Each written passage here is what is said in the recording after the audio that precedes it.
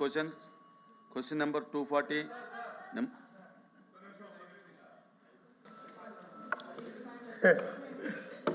మంత్రి గారు మాట్లాడినప్పుడు చాలా విషయాలు చెప్పారు.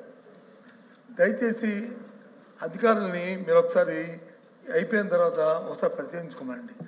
మీరు చెప్పిన మాటలో 99% ఆనాటి ప్రభుత్వం ఐసీపీ ప్రభుత్వంలో మా తాలూకు అధ్యక్షత జరిగింది సమావేశంలో అవన్నీ కూడా ఇంప్లిమెంట్ చేశాం. ఇప్పుడు చేయవలసింది ఏంటంటే ప్రభుత్వం అనేది కంటిన్యూ ప్రాసెస్.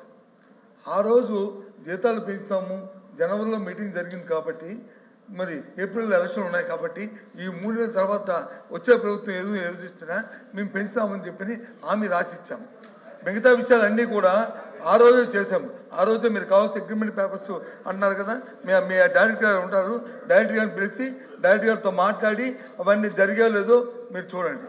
అంతేగాని మీరు లేనిపోయిన కలవని మాట చెప్పి అప్పుడు లక్షలాది మంది ఇవాళ ధర్నా చేస్తున్నారు ధర్నా చౌక్లో. మీరు ఇలా అడగండి. ఇగో మంత్రి గారు ఇవాళ అప్పుడున్న మాజీ మంత్రి గారు ఇవాళ ఎల్ఓపి గారు వచ్చి ఈ సమావేశం పెట్టారంట, ఇవన్నీ చేశామని చెప్పి సభా సాక్షిగా చెప్తున్నారు. ఇది అబద్ధమా నిజమని అడగండి. అప్పుడు మీ అధికారులు అడగండి. కానీ దయచేసి అధ్యక్ష, మంత్రి గారు వచ్చి సభను తప్పుతో పట్టిస్తున్నారు. పేదవాళ్ళని అంగన్వాడీ గురించి వచ్చి మీరు ఈ విషయమైన విధానం మాట్లాడుతున్నారు. వాళ్ళ కోసం వాళ్ళు న్యాయం చేస్తారా చేయరు సూటిగా అడిగారు. ఏదైతే ఆ రోజు జరిగిన అగ్రిమెంట్ని మీరు కొనసాగిస్తారా లేదా అని.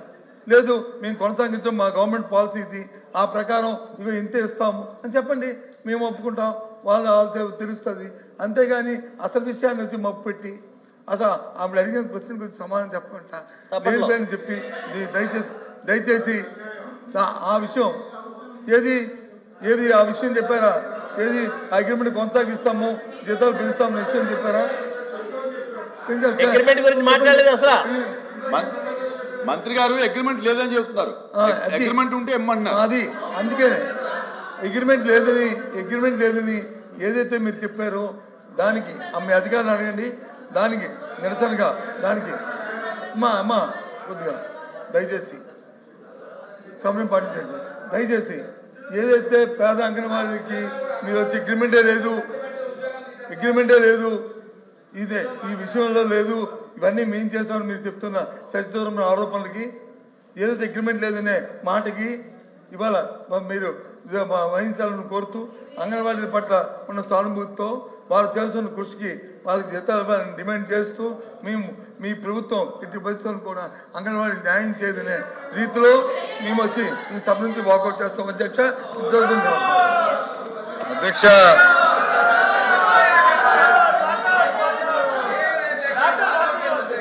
ఈరోజు వెనకాల తలుపు నుంచి వాకౌట్ చేస్తున్నారు అధ్యక్ష. మొన్న ముందల తలుపు నుంచి వాకౌట్ చేశారు, ఇప్పుడు వెనకాల తలుపు నుంచి వాకౌట్ చేస్తారు. అధ్యక్ష, వాకౌట్ చేయాల్సిన అవసరం లేదు. వినేదానికి సభ్యులకి ఓపిక ఉండాలి. మీ ఇక్కడ ఏమంటున్నాం అంటే అధ్యక్ష, పెద్దలు లీడర్ ఆఫ్ అపోజిషన్ గారు ప్రభుత్వం కంటిన్యూస్ ప్రాసెస్ అని ఒక మాట అన్నారు అధ్యక్ష. మళ్ళీ అమరావతి ఎందుకు ఆ పనులు ఆపేశారు అధ్యక్ష? మళ్ళీ అన్న క్యాంటీన్ ఎందుకు మూసేశారు అధ్యక్ష? అధ్యక్ష, ఈ ప్రభుత్వంలో నేను అందరినీ కోరేది, అన్ని సంఘాలని కూడా నేను కోరేది ఏంటంటే ప్రభుత్వం చర్చించడానికి సిద్ధంగా ఉంది, వినేదానికి సిద్ధంగా ఉంది. మేమన్నా మిమ్మల్ని కన్విన్స్ చేస్తాం, మీరన్నా మమ్మల్ని కన్విన్స్ చేయాలి. ఇది మన రాష్ట్రం, కలిసికట్టుగా ముందలు తీసుకెళ్ళాలి, రాష్ట్రాన్ని అభివృద్ధి చేయాలి. అధ్యక్ష దయచేసి ఒక్క నిమిషం వాళ్ళ అధ్యక్ష ఇది ప్రజాప్రభుత్వం అధ్యక్ష. మేము పరదాలు కట్టుకుని తిరగట్లేదు అధ్యక్ష. మీరు చూస్తే ఈరోజు మా విద్యాశాఖలో కానివ్వండి, ఇతర శాఖలో కానివ్వండి, ప్రతి వారం ఒక పూట కంపల్సరీ కమిషనర్ గారు సంఘాలందరినీ కలవాలి, వాళ్ళ సమస్యలు తెలుసుకోవాలి. వాళ్ళ సమస్యలు తెలుసుకుని ఎన్ని పరిష్కరించగలుగుతాం, ఎన్ని పెండింగ్ ఉంది, ఎన్ని పాలసీ మ్యాటర్స్, ఎన్ని ఫైనాన్షియల్ మ్యాటర్స్ కూడా మేము రివ్యూ చేస్తున్నాం. ఇక్కడ గౌరవ ఎమ్మెల్సీలు అందరూ తెలుసు, మా విద్యాశాఖలో సుమారుగా 300 ఇష్యూలు మా దృష్టికి తీసుకొస్తే దాంట్లో సుమారుగా 200 ఇష్యూస్ ఆల్రెడీ పరిష్కరించాం. అన్నీ చేశామని మేము అనట్లేదు, అన్నీ చేయగలుగుతామని కూడా మేము అనట్లే. కానీ వినేదానికి సిద్ధంగా ఉన్నాం, చర్చించడానికి మేము సిద్ధంగా ఉన్నాం. కలిసికట్టుగా మన సమస్యలు మనం పరిష్కరించుకోవాలి. అంగన్వాడీ వర్కర్స్ కానివ్వండి, ఆశా వర్కర్స్ కానివ్వండి, మన విఏఓస్ కానివ్వండి, వాళ్ళు కూడా నేను కోరేది ఏంటంటే ప్రభుత్వం వినేదానికి సిద్ధంగా ఉంది, చర్చించేదానికి సిద్ధంగా ఉంది. ధర్నా చేయాల్సిన అవసరం అస్సలు లేదు. కూర్చుందాం, మంత్రులు సిద్ధంగా ఉన్నారు, కమిషనర్ సిద్ధంగా ఉన్నారు. పొలిటికల్ గా Telugu Desam party, Janasena party, Bharatiya Janata party అంటే ఎన్డీఏ కూడా చర్చించడానికి సిద్ధంగా ఉంది. మొన్న మీరు చూస్తే ఒక్క ఉదాహరణ అధ్యక్ష, అంగన్వాడీ వర్కర్స్ వచ్చారు, పర్మిషన్ సాయంత్రం 6 వరకు ఇచ్చారు.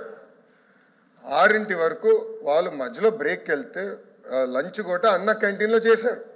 నీళ్ళు కూడా గౌరవ హోంమంత్రి గారు స్వయంగా మానిటర్ చేసి, ఎందుకంటే ఆర్టీజీఎస్ మంత్రిగానే ఉన్నాను కనుక ఇది ఒక ఇన్సిడెంట్, మాకు మేము మానిటర్ చేస్తాం. స్వయంగా హోంమంత్రి గారితో నేను మాట్లాడితే వాటర్ సప్లై కూడా చేస్తాం జరిగింది. అంబులెన్స్ కూడా పెట్టారు. మేడం గారు కూడా ఏమన్నారంటే ఇంతమంది వస్తున్నారు, పొరపాటున ఎవరికైనా ఇబ్బంది ఉంటే చూసుకోవాలని అంబులెన్స్లు కూడా ఏర్పాటు చేశారు. కానీ అక్కడ జరిగింది ఏంటంటే 6 తర్వాత రాత్రిపూట అక్కడ పర్మిషన్ లేకుండా ఉండిపోతే అందరం కంగారు పడ్డాం. ఇంతమంది మహిళలు పడుకొని ఉన్నారు, పొరపాటున ఏమైనా జరిగితే ఏమవుతుంది చాలా భయపడ్డాం. అందుకే మీరు చూస్తే 3 జిల్లాల మహిళా పోలీస్ కానిస్టేబుల్స్ వచ్చి వాళ్ళని బతిమిలాడి రిక్వెస్ట్ చేసి తీసుకెళ్తాం జరిగింది. మేము ఎవరిని అరెస్ట్ చేయలేదు, ఎవరిపైన కేసులు పెట్టలేదు, పెట్టాల్సిన అవసరం లేదు. ఇది ప్రజాప్రభుత్వం, వాళ్ళతో చర్చించే మేము పని చేస్తాము. వాళ్ళు తప్పనిసరిగా పిలుస్తాం, మాట్లాడతాం. ఆల్రెడీ గౌరవ వేతనాలు పెంచే దాంట్లో గౌరవ మంత్రి గారు చాలా స్పష్టంగా అది పరిశీలనలో ఉందని చెప్పారు. అది గౌరవ ముఖ్యమంత్రి గారి నిర్ణయం కూడా తీసుకుంటారని మా అంగన్వాడీ వర్కర్స్కి తెలియజేస్తున్నా, మా ఆశా వర్కర్స్కి నేను భరోసా ఇస్తున్నా, మా విఏఓస్ కూడా ప్రభుత్వం తరఫున హామీ ఇస్తున్నా అధ్యక్ష. Thank you.